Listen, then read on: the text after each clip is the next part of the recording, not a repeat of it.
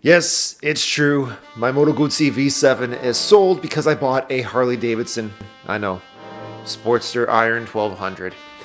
But hear me out, these motorcycles have a lot in common. I know a lot of you guys love the V7 as much as I do, so while I still have it here, let's talk about the similarities, differences, strengths, and weaknesses of both the V7 and the Sportster, because I honestly do think that if you're considering buying one of these motorcycles, you should also consider, or at the very least, know a little bit about the other one too.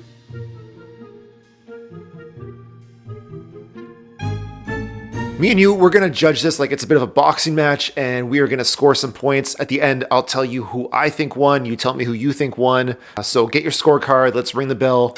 In this corner, from Milwaukee, Wisconsin, weighing in at 564 pounds with a record of 5,000 miles, my 2019 Harley-Davidson Sportster Iron 1200.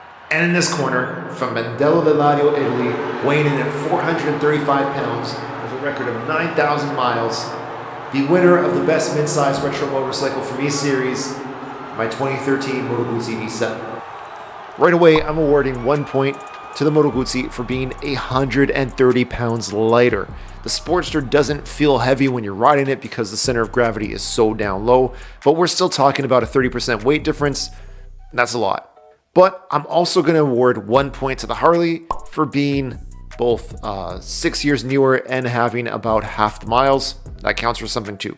Now, before we go any further, in total, I got $3,100 US for the V7, and I spent roughly $3,400 US for the Sportster. That is $300 difference, 1 point for the Guzzi. When it comes to the heritage of these motorcycles, they are both well established. The first Sportster came out in 1957. The first V7 came out in 1967. I'm giving both of these bikes 1 point each. Both the V7 and the Iron 1200 are torquey, fun, unique V-twin motorcycles. They're raw, they're brutish. When you ride one, you feel like you're riding a piece of motorcycle history, and that's just the way I like them. So they get 1 point each for kind of the fun and nostalgia factor. The motors really are the centerpiece, what makes these motorcycles worth it. And while they both impress me, the V7's 744 cc's only puts out 50 horsepower, 43 foot-pounds of torque. The Sportster's 1202 cc makes about 67 horsepower, 71 foot-pounds. And it's not that the V7 on its own feels slow. On its own, in the city, it actually feels quite zippy because it makes that torque down low. But when you get on a cruiser with like 40% more displacement, I got to give 1 point to the Harley. Speaking of inner city riding, both motorcycles are air-cooled, which can get a little hot if you are on a really peak hot summer day in bumper-to-bumper traffic, especially a Sportster with that rear cylinder that's kind of right underneath between your legs. The V7's taller seat height does help in traffic a little bit. You also get better suspension, which can be good for bumpier rides. Overall, I'm going to give 1 point to the V7. But what about year-round riding if you're the kind of person like me who's crazy enough to ride even in the winter? The V7 is not a happy camper getting fired up in the cold. The Sportster, like most motorcycles, you still want to give it time to warm up on a really cold winter day, but this one is really, really not happy. I guess I should also say that back heat that you get from the rear cylinder on the Sportster actually on a cold day is kind of nice. So for year-round riding, 1 point. Harley, maybe you care about that, maybe you don't, but I do. When it comes to technology, there isn't much to talk about on either end of these motorcycles. They both have fuel injection, but neither one has ABS or ride modes or traction control or any of that stuff, and honestly, I'm okay with that, but I can't honestly give a point to either motorcycle. So there you go. Seat height we kind of touched on. It's about 30 inches for the Sportster versus about 32-ish inches for the V7. The V7's comfort to me was okay, but I find that the pegs are a little bit too high, and that's something they changed in later generations of the V7. My Sportster, on the other hand, came with mid-controls, which I found absolutely terribly uncomfortable at around 5'11". Now, luckily, for about $100 US, I bought brand new from Amazon forward controls, which move my feet about 6 inches further forward. So I'm gonna give but the Guzzi started off taller. You know what? I'm going to give 1 point to each of these. 1 point for the Guzzi for starting off better, and 1 point for the Sportster for getting much better in the end. Speaking of improvements, a little side note to point out, my generation of V7 is the V7-1. Since mine came out, Moto Guzzi launched an upgraded V7-2. Then they did an upgraded V7-3, and then most recently the current generation, the V7-850. So throughout this video, just remember that we're not talking about a brand new V7 versus a Sportster Iron 1200. We're talking about 3 generations back. And also, hi, by the way, I'm Adrian from eMotorcycle. I make videos that help motorcyclists, and I've made a bunch of content both on the V7 as well as on the Sportsters over the years. So if you want to see more videos on these motorcycles, please hit that like button and consider subscribing too. All right, what about comfort when you got a passenger on the back seat? Well, that's another case of the Moto Guzzi being kind of stuck as it is, while a Sportster can easily be modified. Because the V7 seat, I just found it's not long enough even when compared to like the seat on a Bonneville. And it's pretty flat, so it feels a little cramped when you're riding with a passenger. Sportster, on the other hand, was not thinking about passengers at all. They ship with no passenger pegs or even a back seat for a passenger. Luckily, for about $100, you can get a sissy bar backrest and some pegs for your passenger. And for another $100 US, I got a aftermarket upgraded Harley-Davidson seat, and will both be a lot more comfortable. So overall, I got to give it 1 point for the Harley. For suspension, the V7 is once again the better motorcycle right out of the gate. And it's not that the V7 suspension is amazing, but it's just much better than the Sportster's terrible stock suspension. Luckily, a lot of people switch out rear shocks on Harleys. It's a common mod, so I was able to find some used progressive suspension 11.5-inch shocks locally for about $175 US. So I'm going to give both these bikes 1 point for that.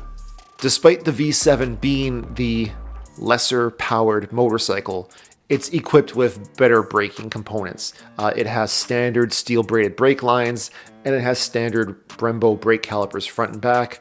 The Sportster, on the other hand, gets neither of those. So 1 point, V7. For overall fit and finish, I have no complaints with either of these motorcycles. Both are holding up their finishes quite well over time. 1 point for each. Yeah. When it comes to highway performance, right out of the box, the V7 feels more stable on the highway than the Iron 1200. But even though it has less power, it just feels more stable. The Sportster's problem is that it has these mid controls that are awkward, and this skinny tank and this airbox that you can't wrap your knees around the Sportster's tank because it's too narrow in the middle. It makes it difficult to wrap your legs around the motorcycle tightly for good control. However, once I put those forward controls on my Iron 1200, it just gave me much better leverage of the motorcycle. I felt much more in control of the motorcycle at higher speeds with those forward controls. The Sportster family also comes with a ton of touring-oriented options. You can get wind variants for it, you can get tiny little fly screens, everything in between, easily available from very expensive down to very cheap.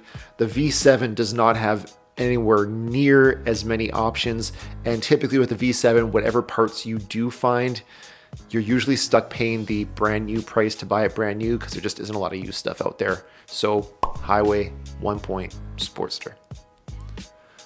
Reliability and maintenance at this point seems like a toss-up. Neither motorcycle has given me issues, but they both have kind of their strengths and weaknesses in this department. So the Sportster's belt drive is relatively maintenance-free. The V7's shaft drive needs fluid changed every 2 years, but that takes like no time at all. Oil changes are arguably easier on the Sportster because you don't even have a drain plug, you just have a hose and a little stopper, right? Pull that out. But you have to change transmission oil on Sportster and on the V7. On the V7, you have 2 drain plugs, one weird filler cap that I don't like, and the gear oil I mentioned. But you don't have to do separate engine transmission like you do on the Harley. So basically, they're both kind of derived from older motors, and they do things a little bit different. And both motorcycles are easy to work on though, so I'm giving them each 1 point. Almost done. Here's something people don't often think about. Dealer and service support. Most people watching this are going to be probably based in the United States and have 1 or 2 or maybe 5 Harley-Davidson's dealerships closer to them than their nearest Moto Guzzi dealer.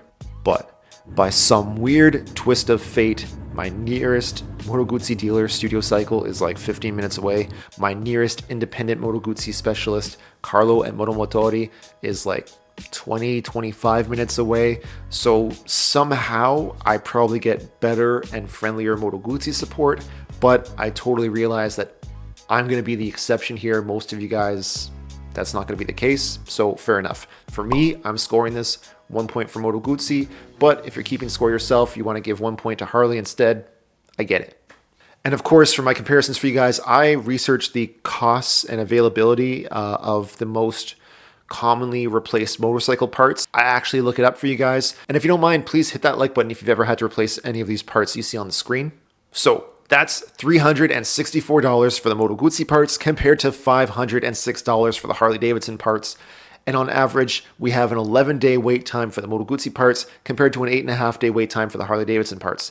Neither of these companies have a warehouse in Canada. So if my prices and my wait times seem higher than what you think if you have these bikes, it's probably because to get here, they have to go through international shipping, customs, and duties not once, but twice, which makes everything more expensive and take longer. So for that reason, I'm giving no points to Harley and no points for Moto Guzzi. And the last thing I want to compare is sound. And I've said this before, the Moto Guzzi from factory right out of the box is one of the best sounding motorcycles you can get today. Mine sounds even better because it has Mistral exhaust pipes on it, but one of the upgrades that I did on the Sportster was put some aftermarket secondhand Screaming Eagle exhaust on it. And when you get that bike warmed up and it idles around like 1,000 RPMs, sometimes down to 900 RPMs, it sounds so good.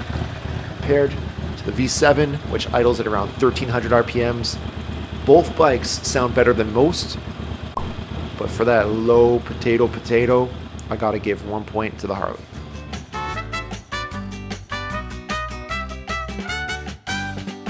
So yeah, you guys probably saw my final score, 12-11, pretty close in favor of the Harley. The truth is, obviously, the numbers don't really tell a story because just like you, some things mean more to me than others. I would love to hear what you guys think. Just which bike do you prefer? Which bike would you pick if you were in my position? You could choose one or the other. Yeah, leave me a comment, please.